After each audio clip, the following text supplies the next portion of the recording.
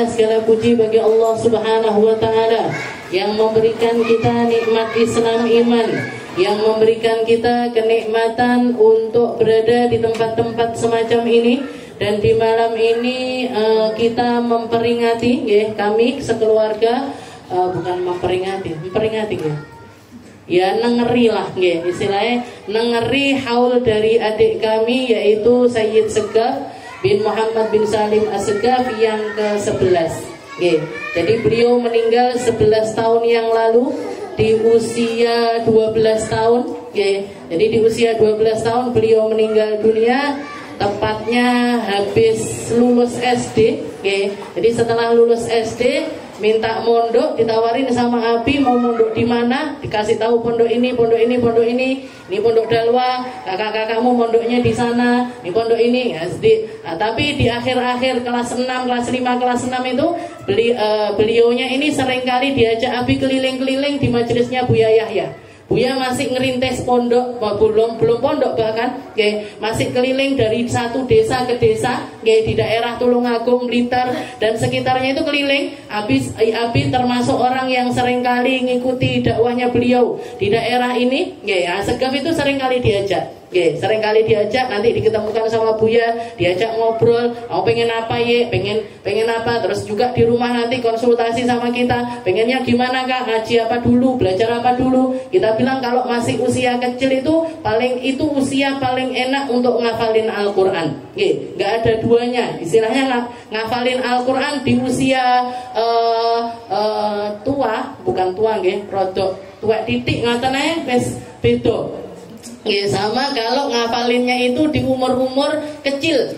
Sama kalau ngafalinnya itu, kalau di dalam kita dulu pernah belajar, paling benernya atau paling bagusnya orang ngafalin ilmu, menghafal, ilmu menghafal itu ada di usia 7 sampai 23 tahun. Usia 7 sampai 23 tahun itu dinamakan dengan umur dahabiyah. Jadi waktu keemasan, umur keemasan. Karena di usia 7 sampai 23 tahun itu otak yang main itu otak hafalan. Jadi kalau disuruh ngafalin di waktu itu, cepet apale angel ilange. Cepet hafalnya, terus hafalannya itu ceket. Jadi hafalannya itu ceket. Umur 7 sampai 23. Berarti wis di atas 23 rodok kadaluarsa. Nanti arepe ngapalne biasanya nanti keluhannya itu mirip-mirip. Keluhannya itu mirip-mirip. Gimana? Wis apal ustazah lalin neh. Apal neh lalin neh. Apal neh lalin neh. Al-Humazah aja munyer-munyer. Al-Humazah, Al-Bayyinah munyer-munyer kok gitu. Al-Kafirun munyer-munyer. Lek jenengan ngafalinnya di atas 23 tahun. Tapi kalau di bawah 23 tahun, di bawah 7 tahun itu masih terlalu kecil. Istilahnya kalau misalkan ada anak kecil-kecil ngafalin di bawah usia 7 tahun, itu nggak boleh dipaksa. Belajar Al-Quran, belajar ngaji tidak boleh dipaksa di bawah usia 7 tahun. Ya kalau jenengan mau nanamkan Al-Quran di waktu itu, cukup dengan diperdengarkan aja. Jadi kalau nyari guru ngaji, cari guru ngaji yang seringkali membacakan di depan mereka. Jadi dibacakan lagi, dibacakan lagi, dibacakan lagi, dibacakan lagi. Tapi jangan disuruh, nanti di rumah diulang-ulang 75 kali ya, atau di rumah nanti diulang 20 kali. Stres duluan itu. Kalau diajarinnya itu dengan cara yang semacam itu. No pukulan, no omelan, no paksaan kalau di bawah 7 tahun ke bawah. Nah nanti kalau misalkan sudah mulai di atas usia 7 tahun itu sudah bisa itu. Sudah bisa diajarin kayak orang ngafalin Al-Quran pada umumnya. Jadi ditalkin, nanti disuruh ngulang sekian kali, diikat sama ayat pertama sama ayat yang kedua, nanti ayat kedua sama ayat ketiga sama ayat keempat, sampai nanti kalau sudah 1 lembar, nanti diikat lagi 1 lembar. Ikatnya pakai apa Ustazah? Tali rafia. Mboten. Ngikatnya pakai hafalan, pakai pengulangan. Nah itu di atas usia 7 tahun sudah bisa. Ya, jadi kita motivasi kayak gitu ya. Sudah kalau gitu aku mau ngafalin Quran. Waktu itu Buya belum punya pondok Al-Bahjah, belum punya ini di sini. Di Tulungagung belum ada. Jadi dikirim sama abine ke Cirebon. Dikirim sama Abi ke Cirebon. Waktu itu Abi itu heran. Jadi ketika nganterin masuk pondok karena daftarnya ke tahfidz, Buya Yahya itu punya kurikulum istilahnya untuk pondok Al-Bahjah itu, ada yang namanya tafakuh, ada yang namanya tahfidz. Ada yang namanya tafakuh, ada yang namanya tahfidz, dan dua-duanya ini punya aturan-aturan sendiri. Kalau yang tahfidz itu hanya untuk 15 tahun ke bawah. Di atas 15 tahun biasanya nanti dikasih kesempatan cuma setahun. Kalau mau neruskan sudah nggak boleh neruskan tahfidz lagi, tapi harus pindah ke tafakuh. Tafakuh itu ngaji kitab, belajar kitab fikih, tauhid, ini itu dan lain sebagainya. Nah, tapi kalau misalkan tahfidz itu khusus tahfidz aja. Anak-anak di situ digembleng untuk ngerti, jadi ngafalin Quran. Setelah itu ngafalin ayat-ayat hukum, ayat-ayat hukum. Abi waktu itu pulang itu cerita, semangat sekali. Buya Yahya itu jalan, di pondok tahfidz itu jalan, manggil anak random, manggil anak yang mana aja, dipanggil. Setelah itu disuruh membaca, ayo kamu baca ayat tentang riba, langsung tek ayat riba. Kamu baca ayat tentang perzinahan, ayat. Jadi langsung keluar ayatnya. Tentang hukum ini ayatnya ini, hukum ini ayatnya ini, hukum ini ayatnya ini. Akhirnya Abi ini mantep untuk masukkan segap ini di pondok tahfidz. Dan waktu itu pondok tahfidznya Buya gratis tis. Jadi ketika masuk itu digratiskan. Kata Abi jangan digratiskan. Ustadz, apa saya manggilnya Ustadz, malah sebelum Ustadz manggilnya Yahya. Wong konco mbiyen ya. Jadi istilahnya tahu usia mudanya Buya.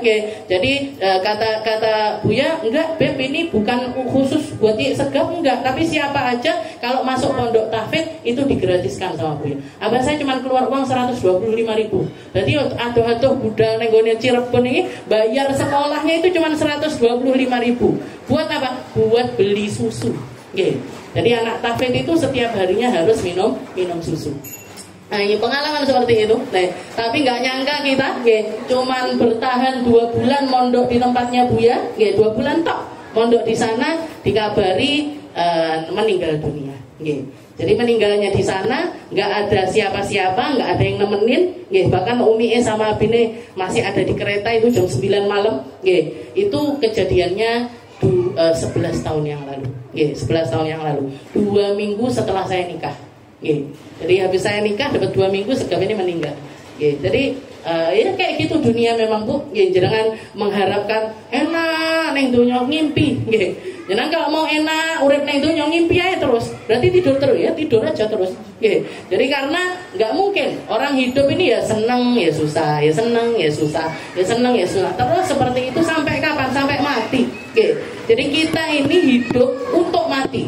Kita ini hidup untuk memperjuangkan kematian. Kita ini hidup untuk mengisi alam akhirat kita agar bermakna di sisi Allah Ta'ala, agar ditempatkan di tempat-tempat yang paling mulia. Jadi kita mengeri ini, minta doa dari panjenengan semuanya, minta doa dari semua keluarga juga pada datang di belakang.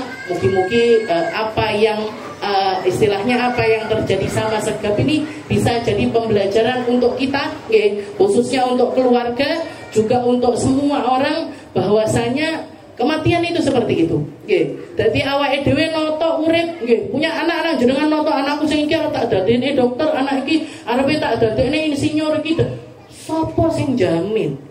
Siapa yang jamin mereka ini bakalan jadi anak-anak yang seperti itu? Diambil sama Gusti Allah takbar, Bu. Diambil bar. Nah setelah diambil ini loh, gimana caranya biar kita ini tetap bangkit? Gimana caranya biar kita ini nggak terpuruk di dalam kesedihan ini? Gimana? Ben bareng-bareng lagi di akhirat nanti. Karena kalau segap, kalau kita lihat dari runtutan kehidupannya, ada celahnya loh pembuatan. Tidak ada celahnya Bu, 12 tahun. Kalaupun sudah balik itu paling sebulan 2 bulan dari baliknya. Berarti catatan amal keburukan itu baru 2 bulan aja. Sebulan 2 bulan aja dia dapat catatan yang akan dipertanggungjawabkan, yang akan jadi buku amalnya dia. Dan sepanjang cerita sebelumnya ketika dia kanak-kanak ini gak ada celahnya sama sekali. Gak ada celahnya sama sekali. Nakalnya yo nakale bocah seperti umumnya anak. Kalaupun bengal-bengalnya kayak normalnya anak-anak seperti itu, tapi bahkan di satu sisi dia ngasih pelajaran kepada kita yang sangat-sangat luar biasa. Ketika meninggal ini, yang takziah ini luar biasa banyak sekali. Dan kita lihat mulai dari anak kecil sampai wong tua nangis kabeh. Anak kecil-kecil kita tanya, kok iso nangis? Iya Kak Segep ini gurunya kita. Kok bisa kelas lulus SD wis dadi guru? Ternyata baru ketahuan kalau dia itu dia itu sunat, Bu. Sunat itu punya uang sunat itu banyak. 2 juta apa 5 juta apa berapa gitu. Tapi entek resik. Habis, semuanya itu habis. Ternyata setiap kelas itu dijikui 20.000, kadang 50.000, kadang 100.000. Ngapain? Habis selesai les, neraktiri anak kecil-kecil yang ada di situ. Dia pengen apa? Indomie, dibeliin Indomie. Pengen jajan, dibeliin jajan. Pengen es krim, dibeliin es krim. Habis itu disuruh duduk, disuruh ngaji. Diajarin ngaji sama Segap ini. Itu diceritakan anak gang-gang kampung dalam Medan ini. Baru tahu kita setelah beliaunya itu nggak ada. Tukang sego goreng sak Tulungagung teko. Tatoan itu datang. Nah ini dari mana? Kulo langganane Segap, kulo langganane Segap. Segap itu kalau disuruh beli nasi goreng, Bu, belinya 2. Satu dimakan di tempat, satu dibawa pulang. Di rumah makan lagi. Jadi karena memang anaknya senang makan. Saya kalau pengen dia bikin mie ngoten bikin mie itu enggak 1, 2. Telurnya 4. Jadi mie-nya 2, telurnya 4. Itu nanti saya datang, Gap, ngicipi titik toh Gap, sak sendok 2 sendok, pengen doang, pengen aja.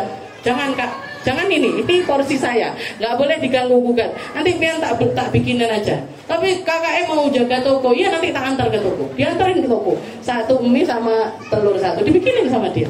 Daripada porsinya diambil, pilih ngoten niku ya Segap niku.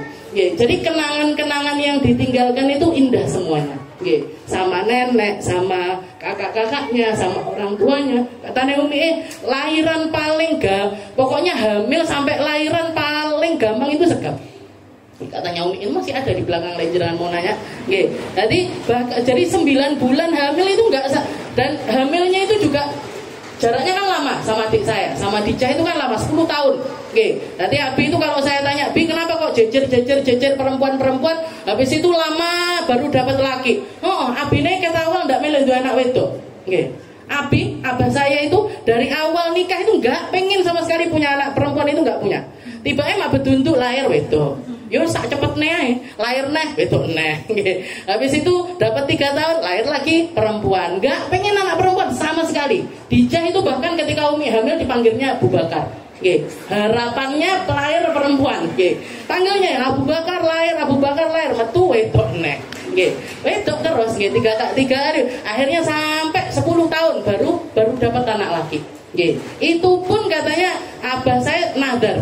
Jadi tahun 2001 Abine berangkat haji, sama paman saya berangkat haji. Waktu haji itu beliau minta di multazam. Dan istilahnya Rasulullah sendiri mengatakan doa antara Hajar Aswad sama pintu Ka'bah itu dakwatun la turad. Itu adalah doa yang enggak dikabulkan sama Allah Ta'ala. Beliau doa di situ. Sayyidina Abdullah bin Abbas membuktikan, katanya beliau, saya doa apapun kalau di multazam nggak diijabah sama Allah Ta'ala, mesti dikabul sama Allah. Beliau minta di depan multazam itu minta, ya Allah Gusti, kulon boten gadah anak laki, intinya gitu. Pakai bahasa Jawa. Abah saya Habib Jawa, Jawa campur Banjar lah, Jawa campur Banjar. Arape titik banget ngoten. Istilah jadi doa pakai bahasa Jawa, ya Allah saya nggak punya anak laki, dan jenengan paringi yang barokah manfaat. Itu tok doanya. Minta yang barokah manfaat. Lali ndak njaluk panjang umur. Lupa nggak minta panjang umur. Setelah pulang Umi hamil. Umi hamil ditakit lagi sama Abi. Ini nanti karena trauma 3 udah perempuan semua Bu. Trauma tinggi udah dadi wedok. Nah, iya 4.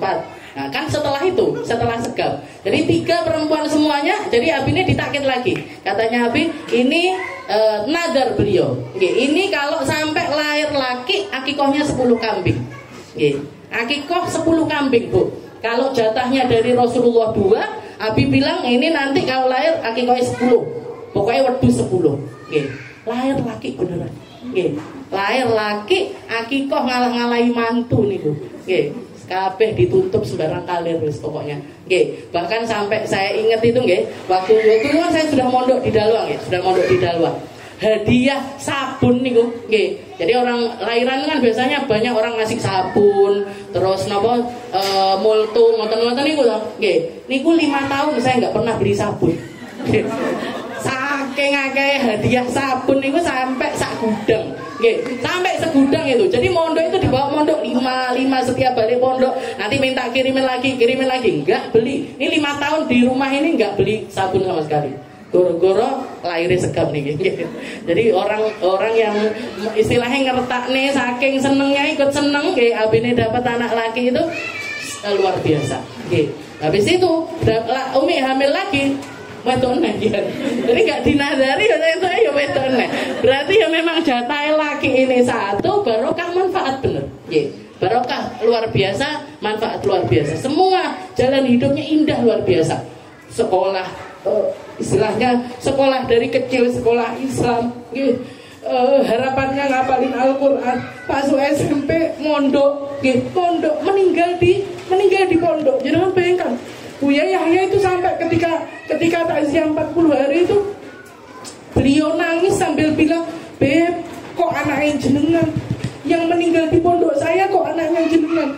Dan istilahnya pondok Al-Bahjah itu belum pernah ada santri meninggal di pondok, itu belum pernah ada. Dilalah kok pertama kali, dan itu kok anaknya jenengan, Beb. Saya mau ngomong apa? Saya dan abah saya istilahnya katanya Buya, dan respon dari jenengan, respon dari keluarga di luar apa yang kami pikirkan. Jenengan bukannya nyalahkan Al-Bahjah, bukannya nyalahkan Buya, bukannya nyalahkan pengurus, bukannya ngelisek ini kenapa anak saya bisa meninggal di sini. Nggak ada kata-kata nyalahkan sama sekali. Jenengan semuanya ridho dengan kematian tersebut. Abah saya di kereta itu jam 9 itu sudah dengar. Dengarnya dari Habib Hussein Bakput nih.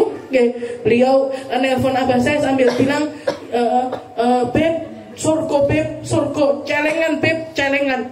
Itu kata Umi dari jam 9 itu beliau cuma nutup mukanya pakai rida, dan yang keluar dari lisannya alhamdulillah, alhamdulillah, alhamdulillah. Jangan pengen kan, ngempet mulai dari jam 9 sampai subuh. Umi saya nggak tahu apa-apa. Umi saya nggak tahu apa-apa. Cuman tahu ketika keluar dari kereta yang nyambut langsung Buya. Semuanya mukanya pucat, semuanya mukanya tegang semuanya. Katanya Umi, ini kenapa? Langsung dibawa ke tempat istirahat. Katanya Umi, kenapa? Kok nggak ke rumah sakit? Kenapa? Katanya segap sakit. Diem semuanya. Sak mobil meneng kabeh. Terus nanti istirahat dulu, sholat dulu karena belum sholat isya. Dan itu belum waktu subuh. Sholat maghrib isya di tempat istirahat tersebut. Habis selesai sholat, habis sholat subuh diantar langsung ke pondok. Diantar langsung ke pondok, sekep udah di keranda, di tengah musola ngoten, dikelilingi sama anak-anak santri, baca Al-Qur'an, ini itu dan lain sebagainya. Jadi kematian yang indah, kematian yang sangat-sangat kita rindukan, kematian yang bikin iri orang-orang iman, kematian yang bikin seseorang ini kalau tahu kadar apa yang ada, yang disembunyikan sama Allah Ta'ala di dalam hal tersebut, semuanya akan bersyukur atas kematian tersebut. Yang kita minta dengan doakan seperti ini, mungkin sebenarnya segam nggak butuh didoakan sama kita, nggak butuh ditahlili, nggak butuh dibacakan apa-apa, karena insya Allah tempatnya sudah mulia, tempatnya sudah sangat-sangat indah, dan bahkan janjinya Rasulullah, orang yang meninggal fitalabil ilm, jadi tumpuk-tumpuk syahidnya, tumpuk-tumpuk, meninggal dalam keadaan belajar, meninggal dalam keadaan jauh dari keluarga, meninggal dalam keadaan istilahnya di tempat yang asing, di tempat yang dimana dia benar-benar fisabilillah, benar-benar di jalannya Allah Ta'ala. Kalau iming-imingnya Nabi Muhammad, man salaka tariqan yaltamisu fihi ilman sahalallahu lahu tariqan ilal jannah, barang siapa yang jalan di jalannya ilmu, Allah Ta'ala mudahkan dia jalannya ke surga. Jangan bayangkan kalau meninggalnya di tempat ilmu. Jangan bayangkan kalau tempatnya di tempat ilmu. Dan di dalam riwayat yang lain juga dikatakan orang yang meninggal di dalam ngajinya dia, Allah Ta'ala mengirimkan malaikat ke dalam kuburannya dia untuk ngajari dia sampai jadi alim. Kalau dia harapannya ngapalin Al-Quran, diajarin sampai hafal Al-Quran. Kalau dia harapannya pengen jadi orang ahli fikih, dikirim yang ngajarin dia fikih, dikirim yang ngajarin dia tauhid, dikirim yang ngajarin dia tafsir, diajarin dia di alam kubur sampai dibangkitkan aliman. Jadi orang alim, digolongkan sama golongannya para ulama. Yang dikatakan sama Rasul, lawuzina, kalau misalkan ditimbang antara darahnya para syuhada, darahnya orang-orang yang mati syahid dengan orang-orang yang penanya para ulama, tinta yang dipakai nulis oleh para ulama, la rajahat, maka yang akan unggul adalah tintanya para ulama. Jadi derajatnya para ulama itu bahkan lebih tinggi dibandingkan para syuhada. Jadi kita berharap beliaunya ini punya niatan yang bagus di dalam mondoknya, punya niatan yang indah di dalam mondoknya, dan semoga apa yang dijanjikan sama Rasulullah SAW ada semuanya, terjadi semuanya kepada beliaunya, sehingga bisa mensyafaati para ahli keluarganya. Karena orang yang mati syahid juga dikatakan bakalan ngasih syafaat kepada 70 orang ahli keluarganya yang sudah dipastikan masuk neraka, terangkat dari neraka. Di 70 orang ahli keluarganya bakalan diselamatkan sama orang-orang yang meninggal dalam keadaan semacam itu. Ya, mungkin kita semuanya dapat berkahnya beliau, dapat pembelajaran dari beliau, bisa ngikuti apa yang kita dikasih takdir indah seindah beliau, dikasih tempat yang baik sama Allah Ta'ala di dunia sampai di akhirat nanti. Dan mungkin kita para keluarga ini dimampukan terus untuk selalu dan selalu bersabar atas hal ini. Ala hadhihi niyah wa ala kulli niyatin salihah wa ila hadratin Nabi Muhammad sallallahu alaihi wasallam. Bismillahirrahmanirrahim.